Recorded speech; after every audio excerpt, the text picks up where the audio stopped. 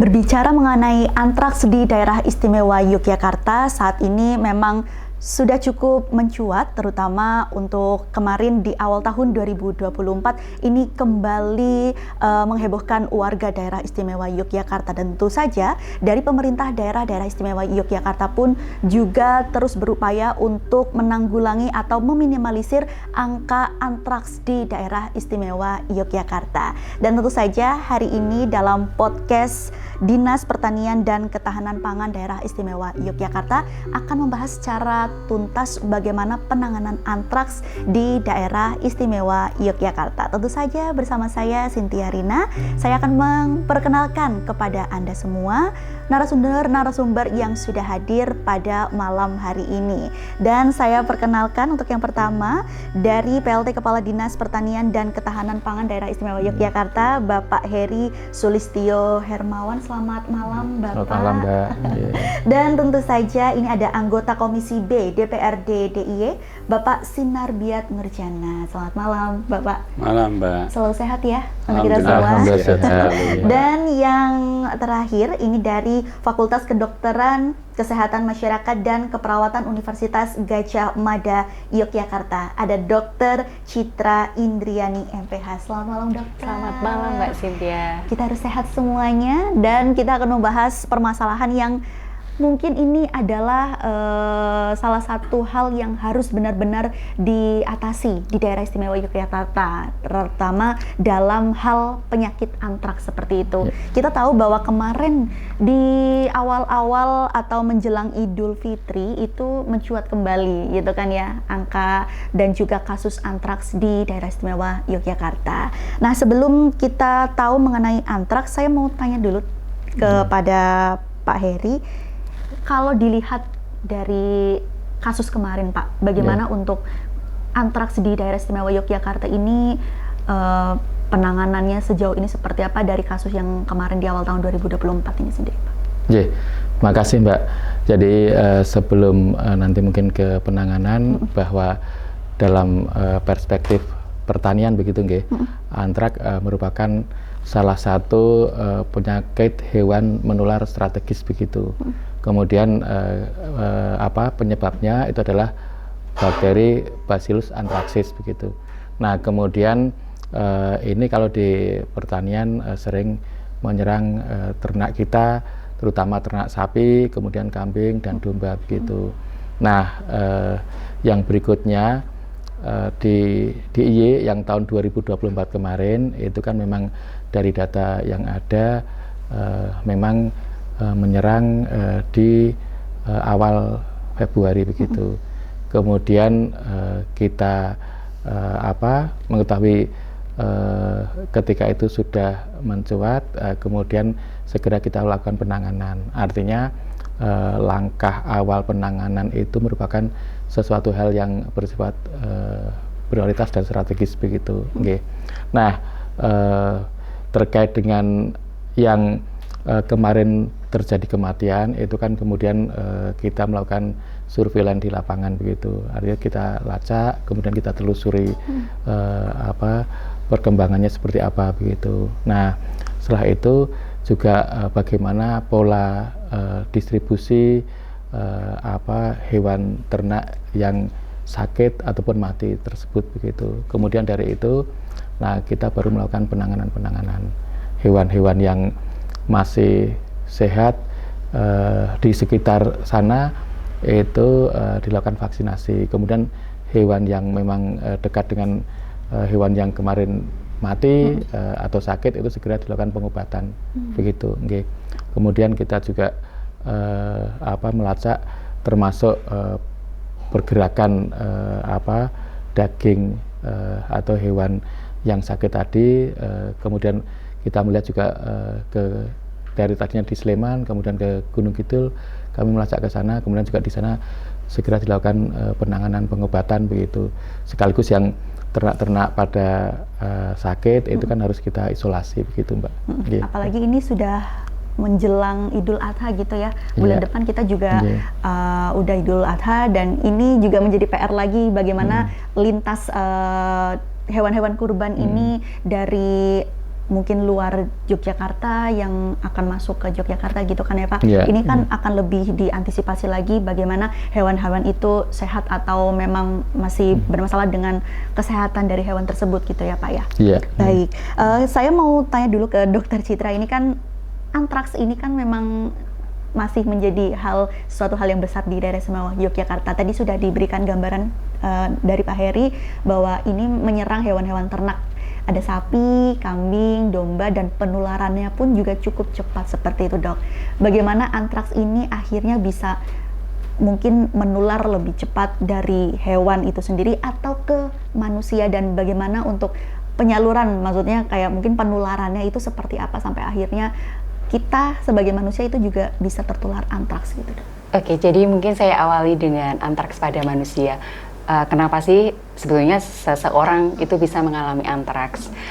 Pastinya dia bertemu dengan bakteri atau sporanya. Jadi karena antraks ini kalau secara sejarahnya itu merupakan penyakit yang bisa bertahan bahkan sampai 100 tahun ya kalau di literatur menyebutkan. Karena ketika bakteri ini kemudian menginfeksi hewan atau kemudian menginfeksi manusia, itu di dalam tubuhnya ada bakteri dalam jumlah yang cukup banyak, dan ketika hewan itu disembelih, darah dan juga bakteri itu akan berkontak dengan oksigen. Nah, ketika bakteri berkontak dengan udara, ini kemudian mekanisme pertahanan bakteri, dia akan membentuk selubung yang kita sebut sebagai dalam bentuk spora. Nah, yang dalam bentuk spora ini yang akan sangat sulit dibasmi, bahkan untuk melihat spora saja kita akan sangat kesulitan. Nah, bagaimana manusia bisa bertemu dengan bakteri atau dengan sporanya? Bisa bertemu karena tadi ada hewan yang kemudian terinfeksi bakteri antraks, kemudian disembelih itu. Nah, itu adalah cara pertemuannya. Atau kemudian seseorang tersebut mempunyai kegiatan di satu lingkungan yang dulu pernah ada bangkai hewan yang dikubur dengan antraks, dan kemudian sporanya masih ada di sana. Nah, ini juga kita amati terjadi di beberapa daerah di luar Jogja yang ketika pada pegawai-pegawai yang mengerjakan bangunan, kemudian mereka membangun kembali bangunan yang dulu pernah diberikan plesterisasi gitu, kemudian dibangun kembali. Nah, setelah mereka melakukan pekerjaan menggali tanah, kemudian mengalami luka-luka antraks. Nah, bentuk antraks kalau di manusia ada 3 sebetulnya, dan yang paling sering itu adalah bentuk yang pertama, itu adalah antrakulit.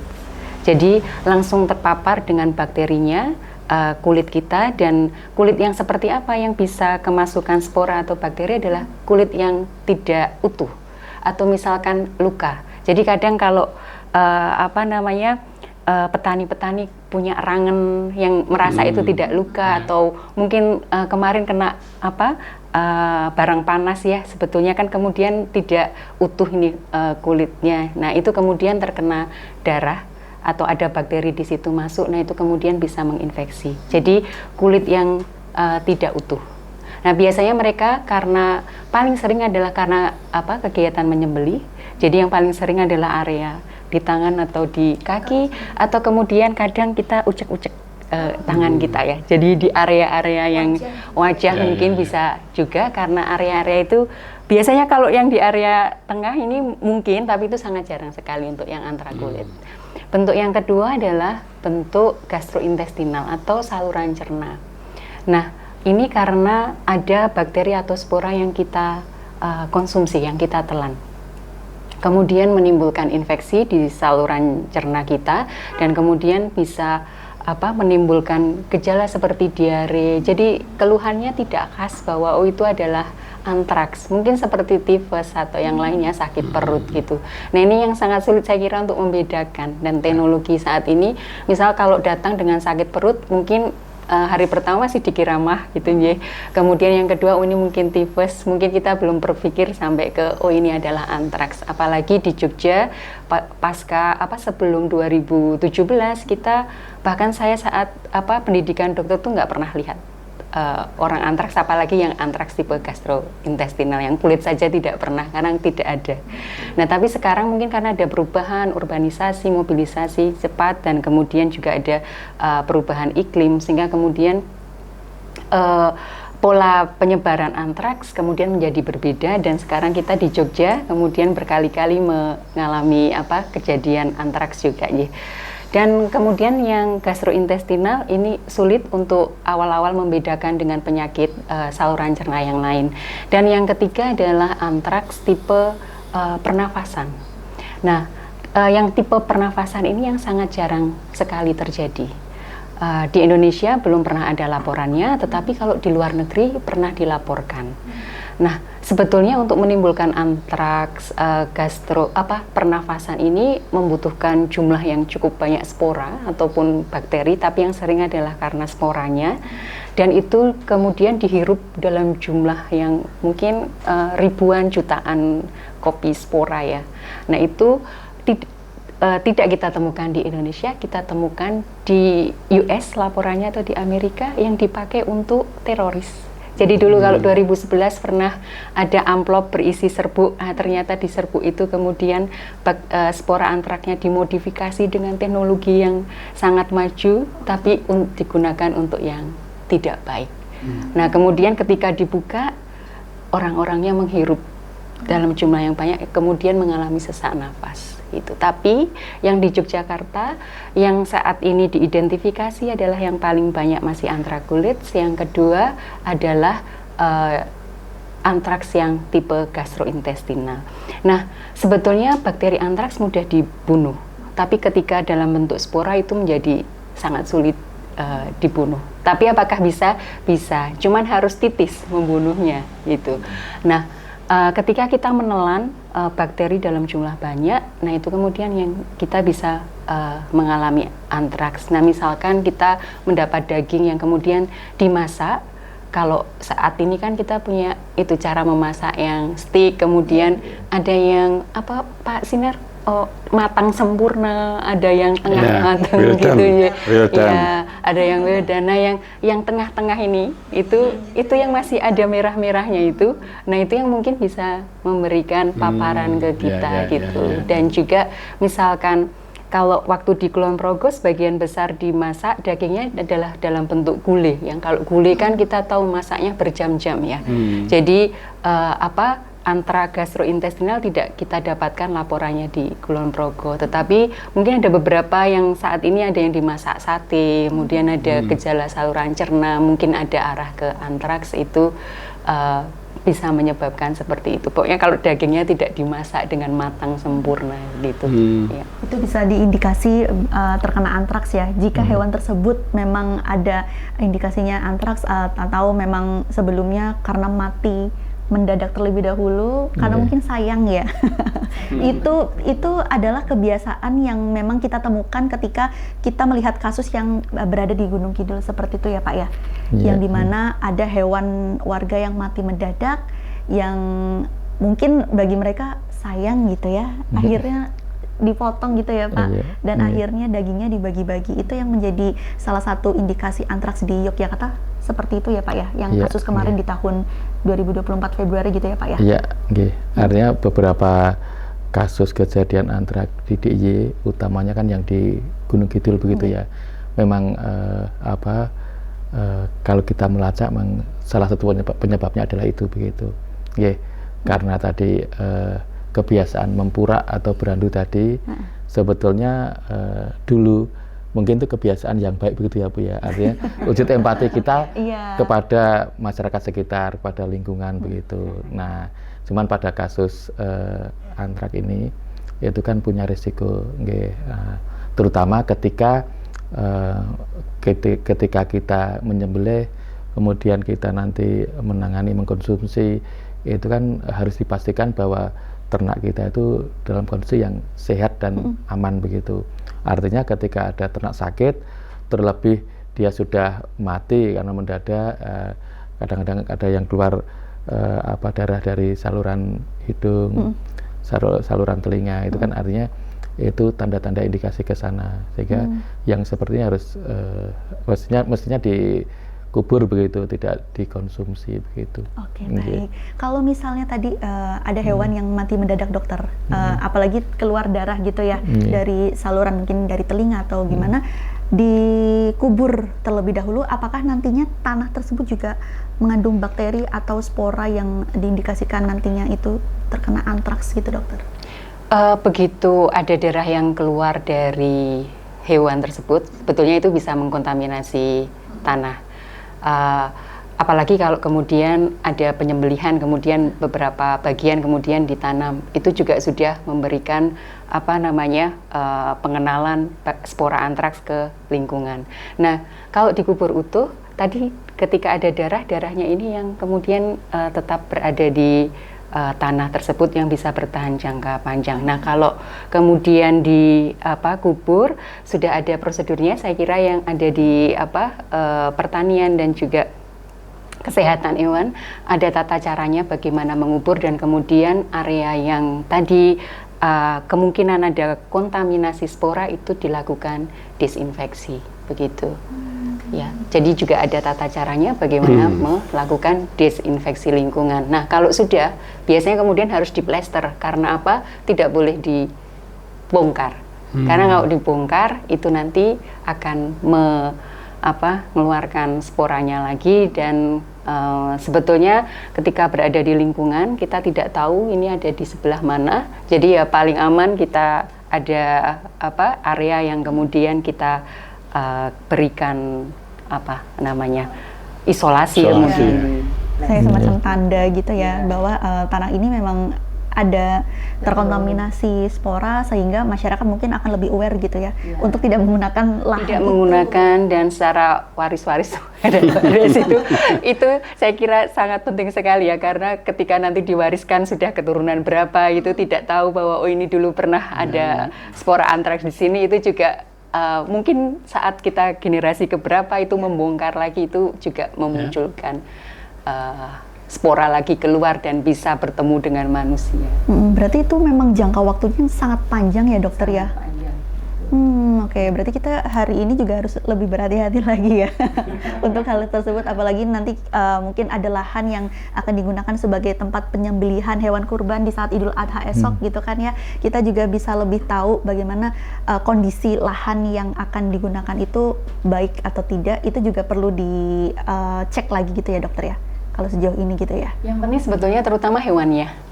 Ya, hewannya sehat, nanti ada tim dari kesehatan hewan, dari pertanian juga, dan juga dari Fakultas Kedokteran Hewan biasanya bergabung dengan dinas di kabupaten-kabupaten untuk menyumbang tenaganya, memastikan hewan-hewan kurban itu dalam kondisi sehat. Itu juga salah satunya, yang paling utama adalah hewan kurbannya. Yang kedua nanti mungkin dilihat bagaimana kondisi tempat untuk penyembelih ataupun hal lainnya, agar tidak semakin menyebar gitu kan ya. Kalau sebelumnya mungkin ada, nanti bisa lebih dihindari, seperti itu ya, dokter ya.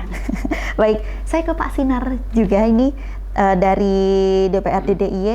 Pandangan Bapak melihat kondisi dunia peternakan di DIY ini seperti apa? Karena memang antraksnya kemarin muncul lagi gitu, tahun kemarin muncul lagi. Kondisinya seperti apa sih Pak sekarang kalau dari Dewan sendiri? Ya mungkin kalau melihat kondisi, mungkin Pak Heri ya mungkin dan teman-teman saya kira yang lebih tahu ya di lapangan. Tapi menurut saya dari apa yang disampaikan oleh Bu Dr. Citra ya, tadi saya kira ada satu hal mungkin yang perlu kami sampaikan di forum ini ya, bahwa ya sebelum kejadian itu sebaiknya kita melakukan pencegahan. Saya kira itu yang sangat penting dan diperlukan. Mungkin yang disampaikan oleh Dr. Citra tadi, belum banyak masyarakat yang tahu sejauh mana kemudian antrak itu ternyata ya bisa bereaksi sedemikian rupa yang masyarakat mungkin selama ini ya menganggap antrak itu suatu hal yang biasa-biasa saja. Mungkin begitu hewan itu mati ya sudah dianggap selesai.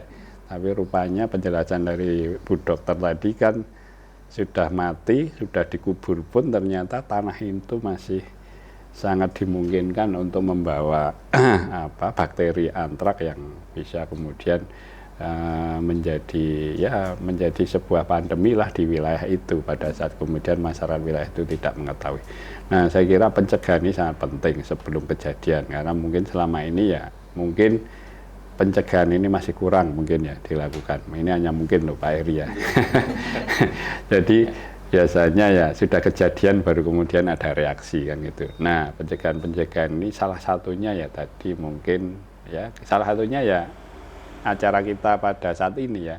Ini bagian dari sebuah pencegahan bagaimana Dinas Pertanian dan Ketahanan Pangan ya ini beserta dengan juga dari akademisi ya Bu Dokter ini melakukan semacam ya sosialisasi kepada masyarakat secara luas ya agar supaya kemudian masyarakat juga paham betul, mendapat informasi dari ahlinya sehingga masyarakat akhirnya juga paham betul, mengerti betul bahwa memang antrak itu ternyata ya bukan suatu hal yang kemudian kita anggap remeh-temeh, ringan-ringan saja, tapi rupanya ya harus menjadi perhatian yang sangat serius oleh masyarakat kita ya khususnya mungkin bagi peternak sapi, kambing, domba dan lain sebagainya dan juga para pengonsumsi daging itu saya kira ini juga perlu mendapatkan sebuah kepastian bahwa yang dikonsumsi itu ya benar-benar ya daging dari hewan yang memang terbebas dari bakteri antrak itu tadi. Ya, sosialisasi ini saya kira penting ya kami mendorong pada Pak Heri dan kawan-kawan untuk ya terus berkegiatan sosialisasi ke masyarakat secara luas ini harus terus saya kira digalakkan, digerakkan dengan menghadirkan akademisi ya, sehingga harapannya ya jangan sampai kemudian seperti di bulan Februari tadi ada kejadian lagi di Jogja, apalagi ini menjelang Idul Adha ya hari raya besar yang mana di banyak tempat tempat-tempat ibadah akan menyembelih hewan korban ya tentu ini juga perlu untuk mendapatkan perhatian yang lebih serius ya perhatian yang lebih serius dalam hal ini ya dari distribusinya ya saya kira Dinas Pertanian dan Ketahanan Pangan ini yang kemudian perlu juga untuk melakukan pengawasan distribusi karena tentu di bulan-bulan menjelang Idul Adha ini juga banyak distribusi hewan-hewan dari luar, hewan-hewan korban dari luar DIY maksudnya ya. Sehingga jangan sampai kemudian kita kecolongan, kita kemasukan ya hewan-hewan korban yang dari luar DIY yang kemudian menjadikan ya menjadikan situasi menjadi tidak kondusif di kalangan peternak DIY sendiri. Karena imbasnya pasti nanti ke peternak-peternak yang ada di DIY. Ya, padahal sebetulnya itu hewan dari luar kan. Di DIY mungkin aman semua, nggak ada yang terindikasi kena bakteri antrak. Tapi gara-gara tadi ada hewan yang masuk dari luar DIY membawa bakteri antrak, ya akhirnya dampaknya menjadi meluas ke seluruh peternak, akhirnya membuat menjadi keresahan bagi masyarakat kan gitu ya. Ini hal seperti ini saya kira perlu untuk mendapat perhatian ya, jangan sampai hal itu terjadi. Jadi sosialisasi itu penting terus digalakkan sehingga ya masyarakat juga akhirnya ya muncul sebuah kehati-hatian, tidak sembarangan, tidak kemudian asal-asalan ya, tapi ya masyarakat betul-betul mendapatkan informasi dan edukasi yang memang sesuai dengan ahlinya yang memberikan penerangan, penjelasan kepada masyarakat.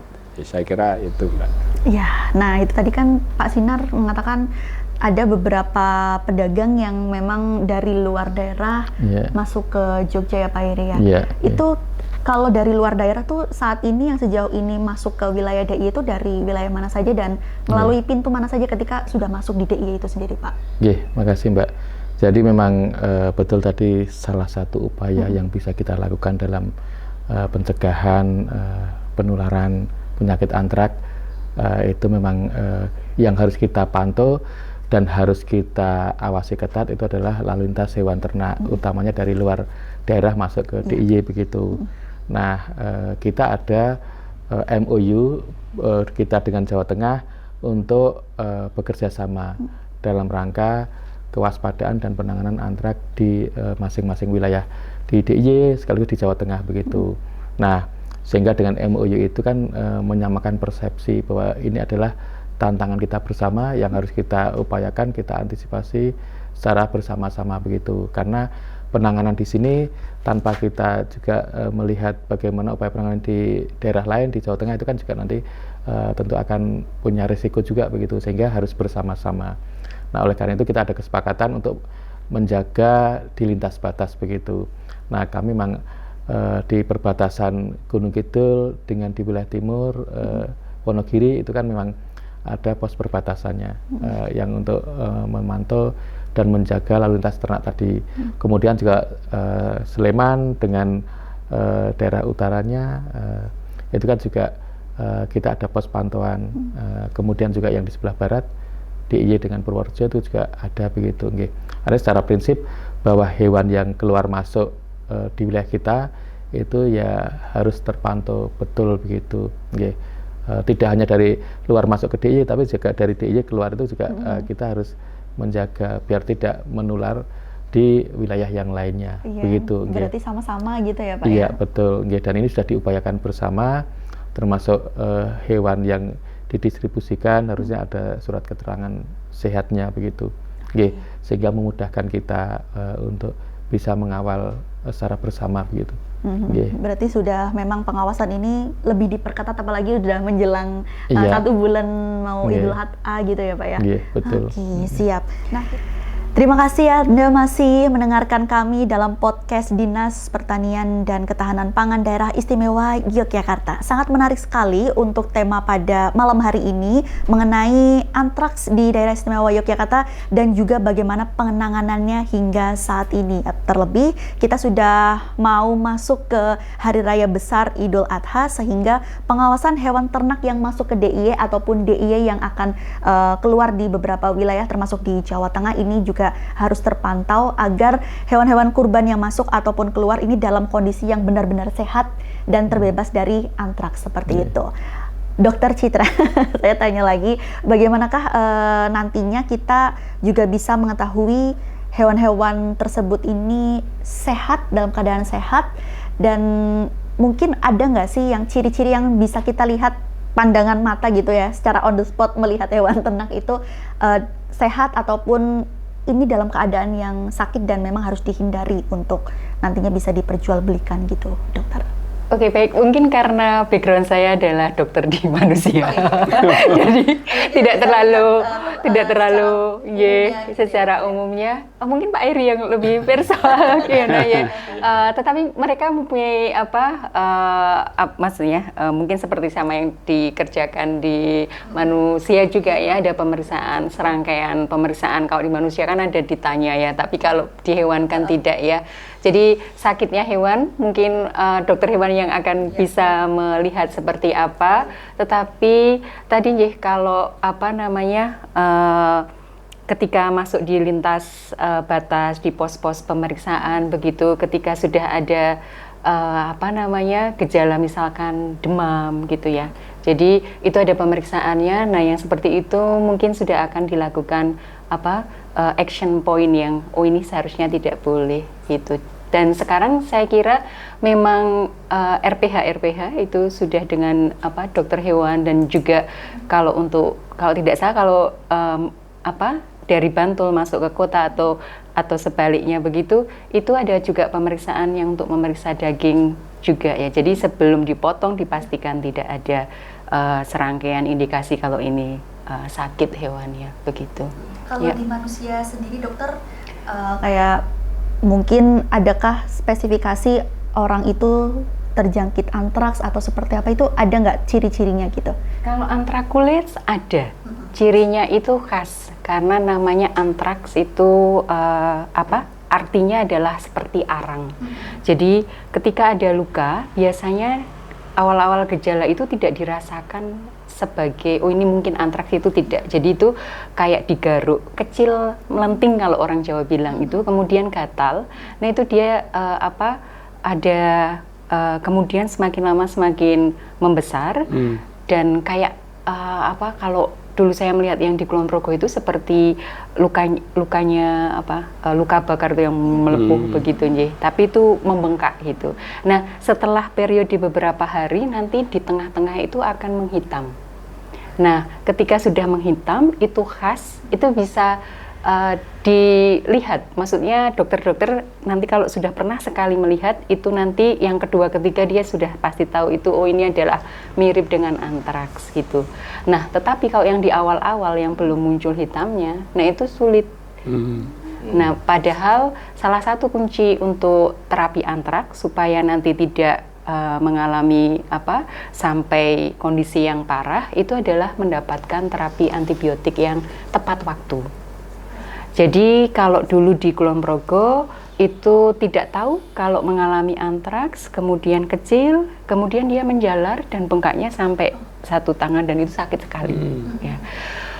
Periksa di dokter karena tidak ada awareness tadi disampaikan Mbak Cynthia dan Pak Sinar bahwa di Jogja dulu sebelum 2016 nggak ada nih dokter-dokter tidak aware kalau itu adalah tidak awas bahwa itu adalah gejala awal antraks, lupa tidak ditanya apakah punya riwayat menyembelih dan sebagainya begitu, tidak diberikan antibiotik dianggap sebagai luka alergi dan sebagainya. Iya, sehingga kemudian meluas dan kemudian menyebabkan kondisi yang lebih parah. Kematian pada antraks kulit itu sangat jarang sebetulnya, tapi ada beberapa laporan yang menyampaikan mengalami kematian karena infeksinya meluas, karena tidak tertangani sejak dini. Nah, yang paling sering kematian itu adalah di antraks gastrointestinal yang saluran cerna tadi, dan yang paling fatal yang saluran nafas cepat itu. Tapi kita tidak pernah punya kasusnya begitu.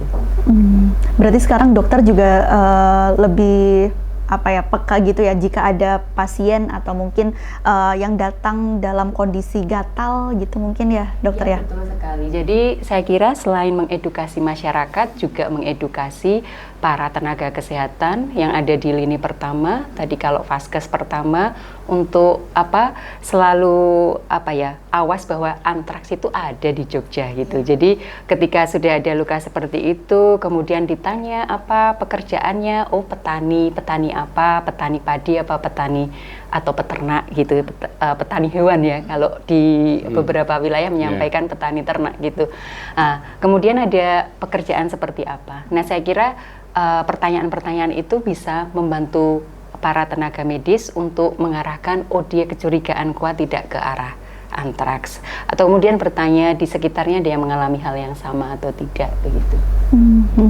Kalau misalnya daging yang dikonsumsi itu sudah terlanjur masuk, itu ada nggak ciri-cirinya bahwa manusia ini ada indikasi untuk terkena antraks gitu dari makanan yang dikonsumsi hewan ternak sebelumnya yang mungkin dari mati mendadak lalu disembelih dibagikan gitu dokter?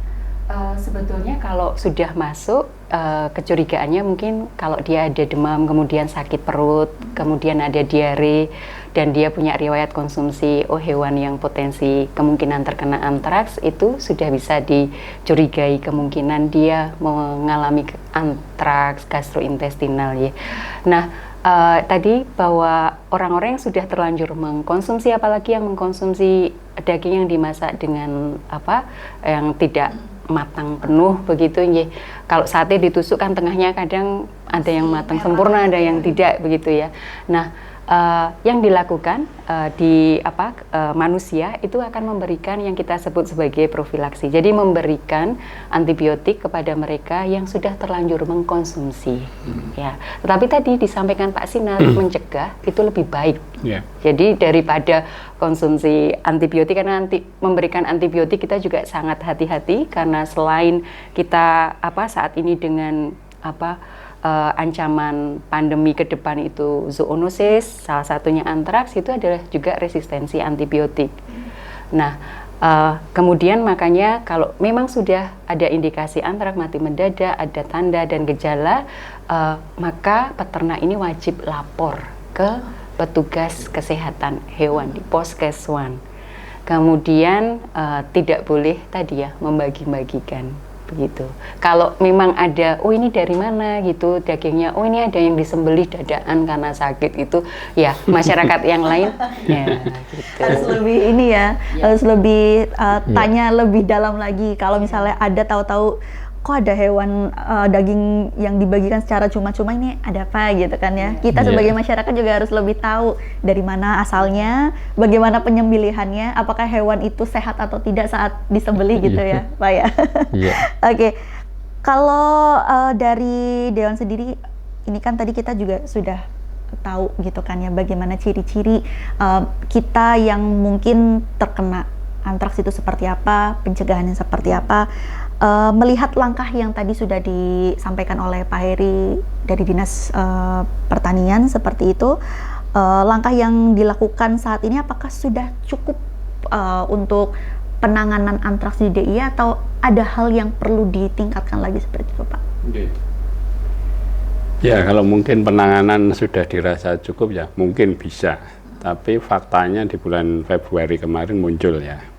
Artinya ya belum sepenuhnya kemudian bisa dikatakan DIY sudah betul-betul terkondisi terbebas dari antraks kan begitu. Tapi memang juga saya kira perlu diketahui juga kejadian Februari itu asal muasalnya dari mana kan begitu. Apakah memang sumbernya dari peternak DIY sendiri atau mungkin tadi Pak Heri juga menyampaikan ada distribusi hewan dari luar DIY. Ini saya kira juga perlu dicari tahu sehingga agar supaya kemudian ada sebuah kejelasan dan kepastian asal muasal munculnya di bulan Februari itu dari mana, sumbernya dari mana kan begitu. Ya, kemudian juga saya kira selain sosialisasi tadi juga perlu saya kira monitoring dan pengawasan yang secara intensif.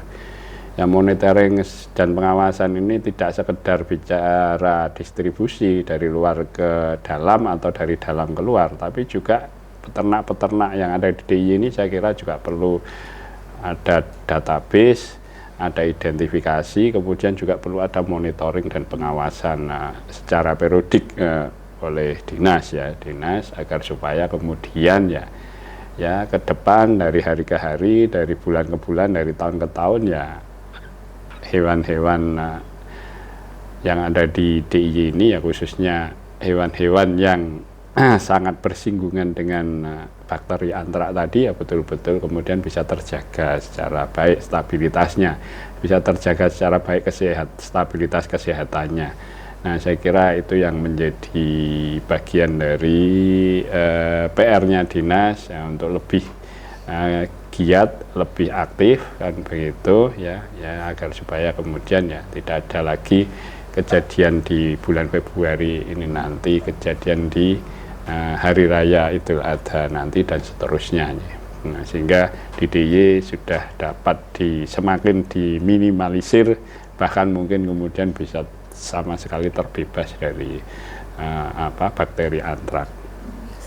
Sehingga masyarakat juga merasa aman ya, masyarakat peternak, masyarakat pedagang, juga masyarakat yang mengkonsumsi semua merasa aman dan juga nyaman, terbebas dari daging-daging yang terindikasi ya mengandung bakteri antraks. Nah itu tadi, seenggaknya tuh untuk angka antraks DIY juga bisa lebih menurun gitu ya Pak ya. Untuk DIY kan kemarin karena mungkin Februari kembali mencuat, diharapkan besok di bulan Juni ini tidak ada gitu ya Pak ya, untuk lebih meminimalisir adanya antraks di DIY. Tadi kan sudah dijelaskan bahwa pengawasan juga akan lebih ditingkatkan. Lalu upaya apa lagi Pak yang dilakukan? Mungkin ada vaksin hewan atau seperti apa gitu? Makasih Mbak. Jadi langkah utama itu memang yang paling penting dan krusial itu menjaga kondisi kesehatan ternak dan lingkungannya begitu. Artinya higienitas dan sanitasi lingkungan dan ternak itu kan menjadi hal yang penting itu pertama.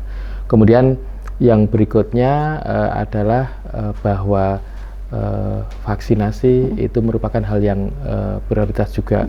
Artinya upaya untuk mencegah itu salah satunya adalah dengan vaksinasi. Tadi yang Pak Sinar sampaikan, pencegahan itu lebih penting, begitu, lebih utama begitu. Artinya itu tadi langkah yang kita lakukan. Kemudian ketika itu sudah kita cegah, ternyata kok kita terserang begitu ya Pak ya, itu upaya yang berikutnya adalah pengobatan. Jadi kami itu menyiapkan tim, artinya kita dengan dinas kabupaten dan poskeswan itu selalu siap standby untuk membantu masyarakat kita. Ketika ada indikasi tadi ciri-ciri hewan yang terserang antrak, itu ketika itu terjadi, kemudian dokter hewan itu terjun ke lapangan. Nah, kemudian ketika ini jelas ada indikasi positif, itu biasanya dilakukan pengobatan begitu. Kemudian juga diambil sampel darahnya untuk diujikan di Balai Besar Veteriner. Jadi dipastikan bahwa itu penyebabnya apa begitu. Terlebih hewan yang mungkin mati mendadak begitu, itu kan harus kita ujikan begitu.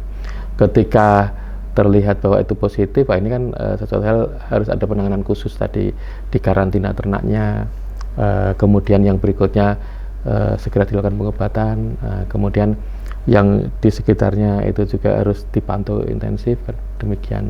Artinya bahwa itu harus dipastikan betul begitu. Nah, yang berikutnya literasi atau edukasi kepada masyarakat itu menjadi hal yang prioritas, bahwa penyakit antrak itu yang kadang-kadang penyebabnya tidak mudah dipahami secara visual begitu.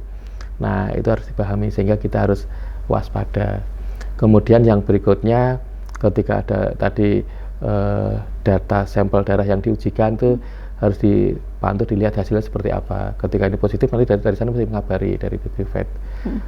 Ini positif, nanti mesti timnya terjun untuk segera melakukan hal-hal langkah yang harus dilakukan begitu. Tapi kalau negatif ya berarti aman begitu. Itu harus kita pastikan dan kita yakinkan. Kemudian yang berikutnya literasi itu tadi kepada masyarakat sekitar, utamanya adalah peternak, bahwa peternak itu dia pemilik aset hewannya, kemudian sekaligus dia punya risiko tadi tertular. Nah, sehingga mereka harus paham betul begitu. Nah, yang berikutnya juga ada edukasi kepada lingkungannya, tidak hanya peternak tapi juga keluarganya.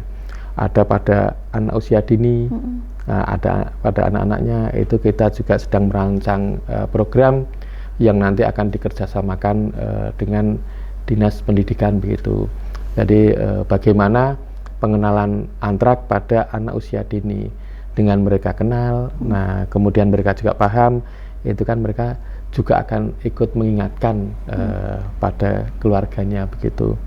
Itu kemudian juga kita ke depan ini mau mengembangkan kader siaga zoonosis.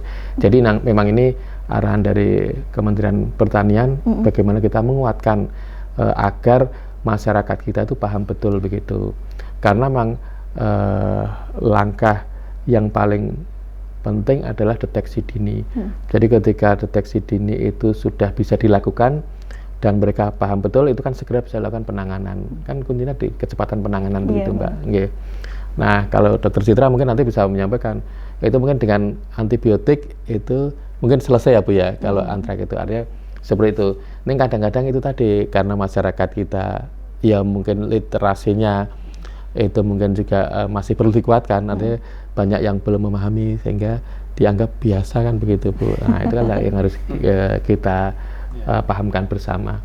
Jadi itu Mbak. Kemudian juga tadi yang disampaikan oleh Dokter Citra, ini penanganan ketika ada kematian dikubur, dikasih permanen begitu ya Dokter ya. Nah, itu juga hal yang penting adalah dikasih tanda begitu.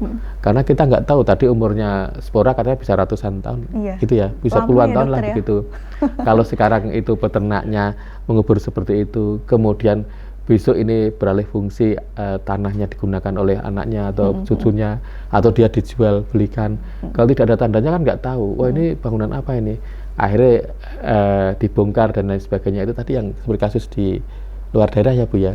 Nah seperti itu. Artinya kan kita harus menangani secara tuntas kan begitu. Ya harus ada tandanya. Ini dulu bekas kuburan hewan yang terinfeksi antraks. Ya, sehingga ketika kita harus hati-hati, ya kita membangun di situ ya jangan dibongkar sembarangan dan lain sebagainya. Hal seperti itu kan yang perlu kita pahamkan kepada masyarakat kita. Artinya kalau kami sifatnya mendampingi masyarakat, jadi membantu masyarakat kita. Nah, penentunya kan juga di masyarakat. Oleh karena itu selalu kita aspek edukasi itu menjadi hal yang penting begitu. Tidak hanya pada peternak tapi juga keluarganya. Prinsipnya demikian. Nah, ya. Terutama pencegahan ini memang sudah berulang-ulang dilakukan dan memang sudah berhasil seperti itu. Banyak yang memang sudah aware dengan bagaimana untuk menjaga hewan itu agar tetap sehat, gitu kan. Bagaimana lalu lintas hewan itu juga bisa tetap terjaga dengan baik, hewan itu tetap dalam keadaan yang utuh, baik, sehat gitu kan ya Pak. Yang terpenting adalah memang edukasi gitu kan ya. Terutama di daerah istimewa Yogyakarta yang paling sangat riskan adalah tradisi yang namanya ini Pak, memotong hewan yang mati dan lalu dibagi-bagikan. Terutama memang masih tinggi ya di Gunung Kidul seperti itu. Sejauh ini bagaimana Pak untuk edukasi kepada masyarakat yang masih melakukan hal tersebut gitu ya? Betul Mbak. Jadi ini kan kami juga sekarang ini sedang melakukan kajian intensif. Sebetulnya apa atau pola keputusan yang dilakukan oleh mereka begitu. Itu kan harus dipahami dan dikaji betul begitu. Nah kemudian kalau yang berikutnya penentu keputusan saya katakan itu kerja kelompok, kerja bareng, komunal kan begitu. Sehingga yang seperti yang harus kita pahami. Kemudian yang berikutnya kita juga harus mengingatkan, setelah dipahami nanti kita tahu polanya.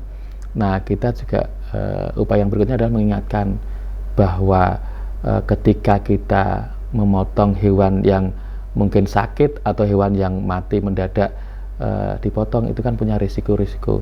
Inilah yang harus mereka sadari begitu.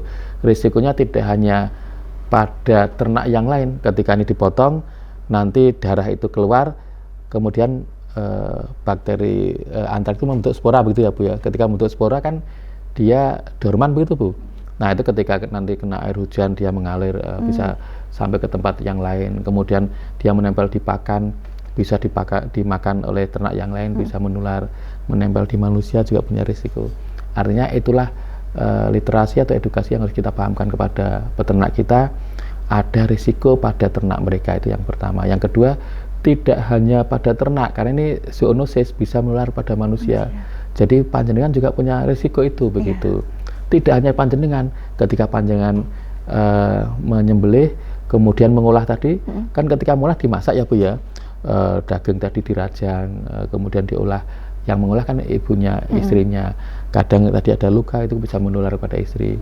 Nah, kemudian masih proses simpan, disimpan, itu juga ada spora yang mungkin tertempel di peralatan yang lain, itu kan juga bisa menular pada keluarga yang lain. Artinya risiko-risiko seperti inilah yang harus dipahami, bahwa kita harus hati-hati dan waspada terkait dengan bagaimana kita menyembelih, bagaimana kita mengolah, utamanya hewan yang sakit maupun yang sudah mati, apalagi yang sudah mati kan begitu. Sehingga peran tadi dokter hewan itu sangat penting. Ketika kita punya ternak yang mati, mau kita sembelih, dipastikan betul bahwa itu bukan karena penyakit yang zoonosis yang bisa menular ke manusia dan lain sebagainya. Kan begitu Mbak, itu yang harus kita ingatkan. Jadi ini hal-hal yang memang kita ingatkan kepada mereka begitu. Kemudian yang lainnya juga terkait dengan bagaimana peran tokoh masyarakat dan tokoh agama. Kadang-kadang mereka itu kan patuh pada tokoh agama. Ketika itu tadi pura, itu hewan yang sudah mati dikonsumsi, itu kan secara agamis tidak pas ya. Artinya dia sudah masuk kategori bangkai. Nah itu kan peran tokoh agama itu penting untuk mengingatkan yang seperti itu. Kadang-kadang kan melihat wah ini ternaknya dulu beli aja sudah mahal, sudah dipelihara bertahun-tahun begitu Pak, tiba-tiba mati ya, dibunuh. gitu ya, Itu kan ada aspek maneman tadi begitu, sehingga di Pura atau di Brandu. Nah, itulah yang harus kita ingatkan dari berbagai sisi. Nggih. Kemudian regulasi juga sebetulnya kabupaten sudah ada perda yang mengatur itu begitu. Nah, artinya beberapa media bisa kita lakukan, kita upayakan untuk mengingatkan masyarakat kita begitu. Secara prinsip ya biar yang tadinya punya kebiasaan kurang baik ya Mempura atau Brandu, nanti ke depan sedikit demi sedikit kan bisa kita kikis. Ketika upaya menggigis kan kita harus menyadarkan mereka dulu, bisa untuk merubah perilaku mereka kan, karena mereka harus sadar bahwa ini tidak pas kan begitu. Nah, itu kan harus diingatkan, disadarkan, dan itu harus upaya yang dilakukan terus menerus begitu. Okay. Makanya tadi ada langkah pembentukan kader zoonosis. Nah, itu kan biar saling mengingatkan, harapannya kan demikian. Okay. Seperti itu Mbak. Ya, karena memang faktornya banyak, terus banyak yang terlibat juga untuk pencegahan ini terkait dengan pemberantasan antraks, terutama yang tadi peran-peran dari dinas pendidikan pun ada, peran masyarakat juga ada, pembentukan kader pun juga sekarang sudah semakin masif untuk dilakukan dalam pencegahan ini ya Pak ya. Pak Sinar, ini kan banyak sekali yang sudah dilakukan oleh dinas gitu kan, termasuknya tadi yang menarik adalah kader siaga zoonosis dan juga pengenalan antraks sejak usia dini. Ini kan berarti masuk dalam ranah pendidikan gitu. Tanggapan Bapak gimana?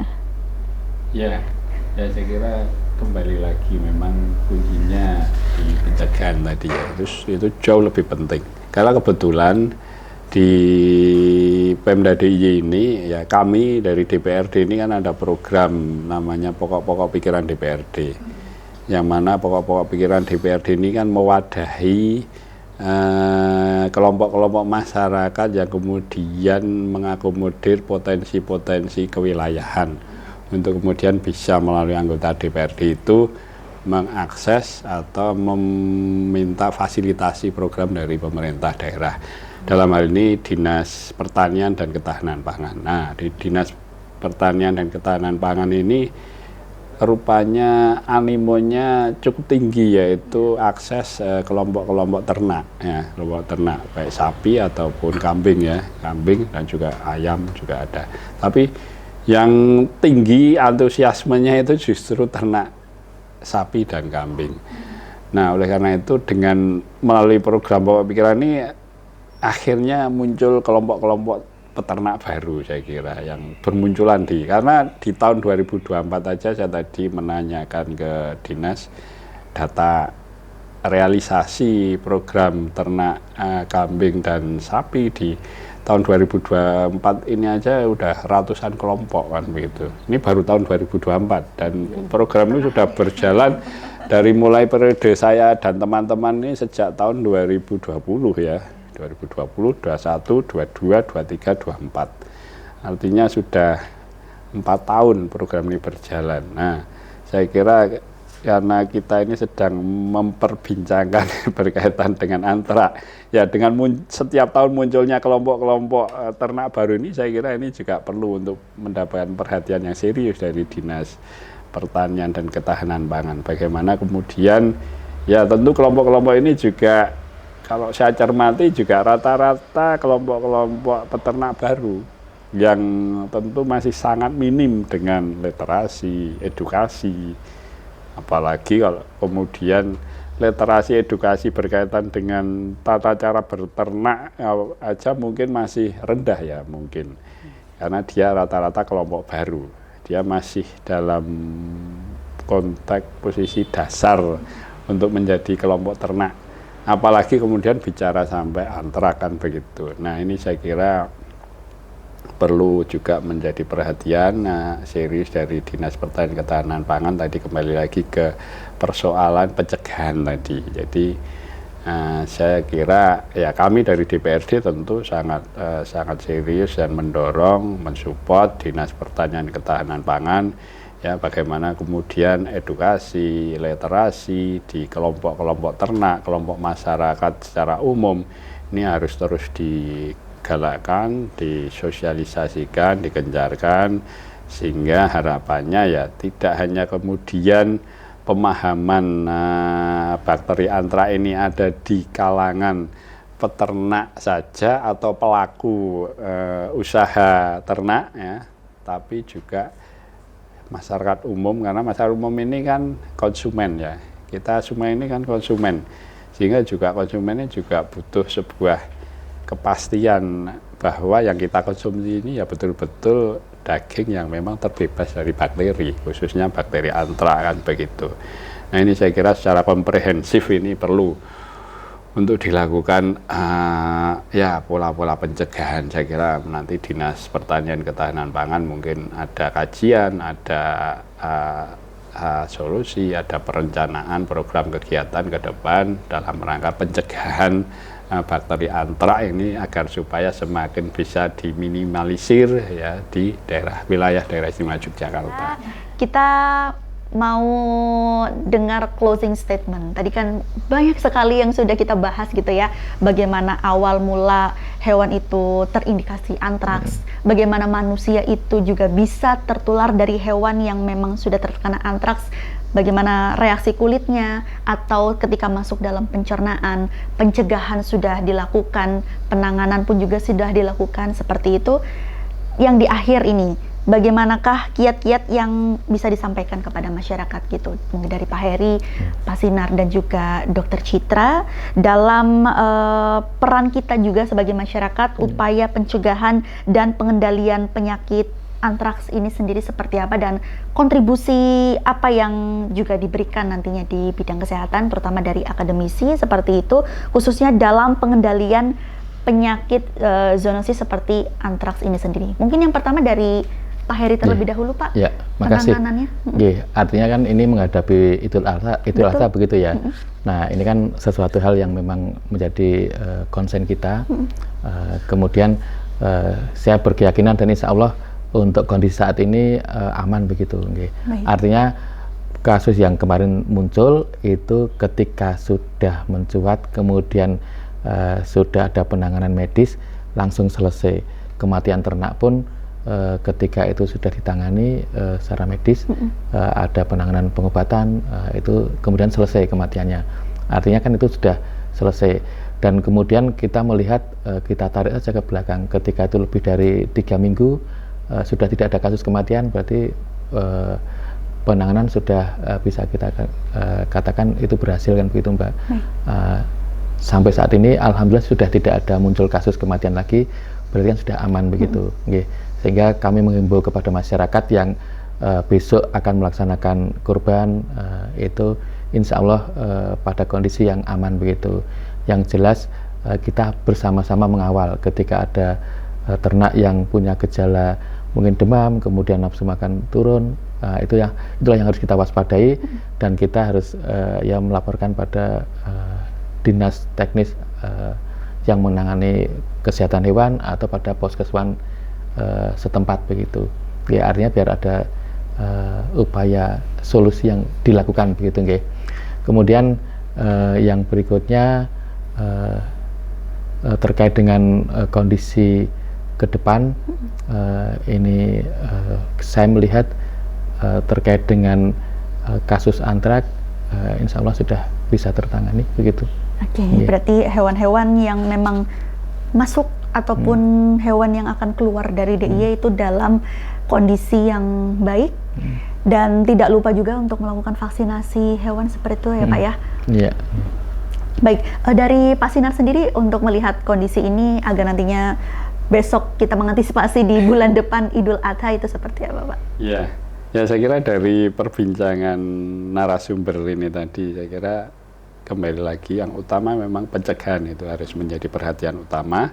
Ya, pencegahan itu salah satunya tadi dari bincang-bincang kita ini kan lebih ke literasi dan edukasi pada masyarakat, kelompok masyarakat ya, khususnya juga kelompok ternak kan begitu. Ini saya kira yang harus menjadi fokus perhatian kita dalam rangka untuk mengantisipasi, mencegah terjadinya antraks di daerah istimewa Yogyakarta ya.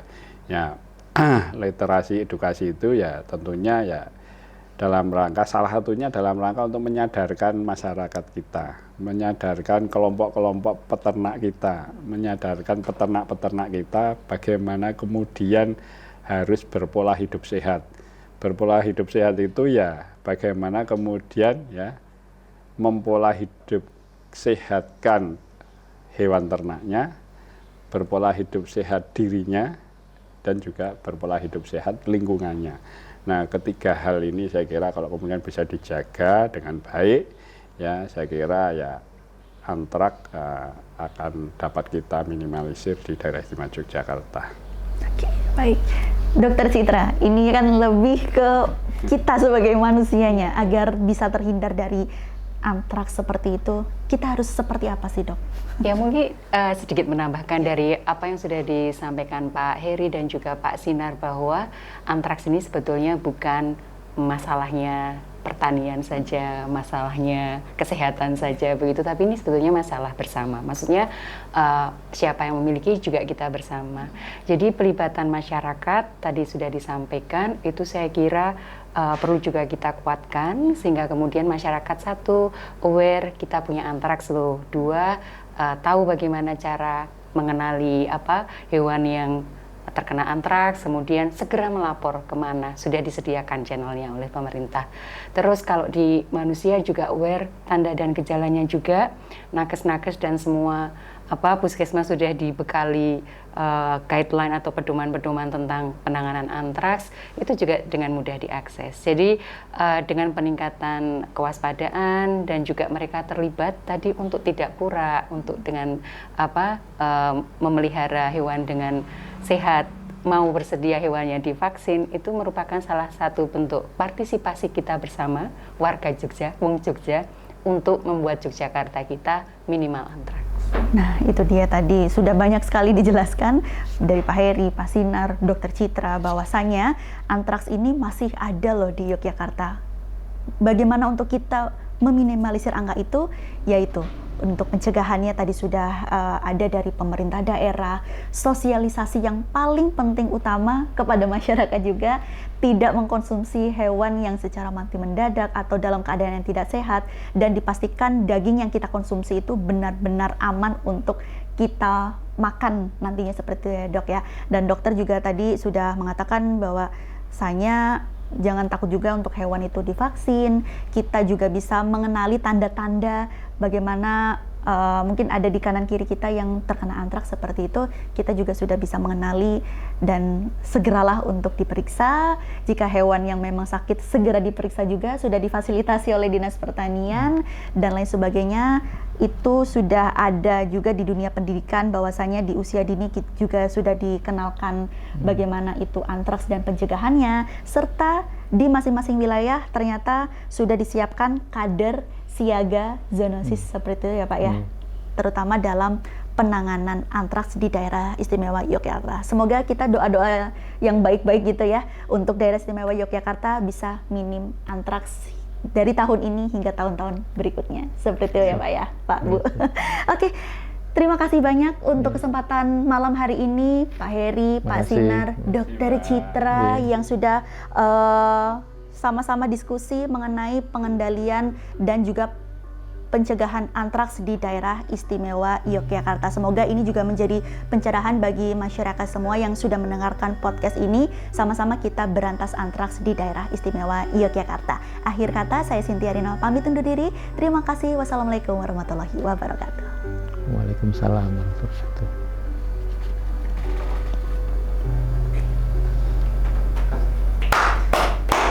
Oke, terima kasih.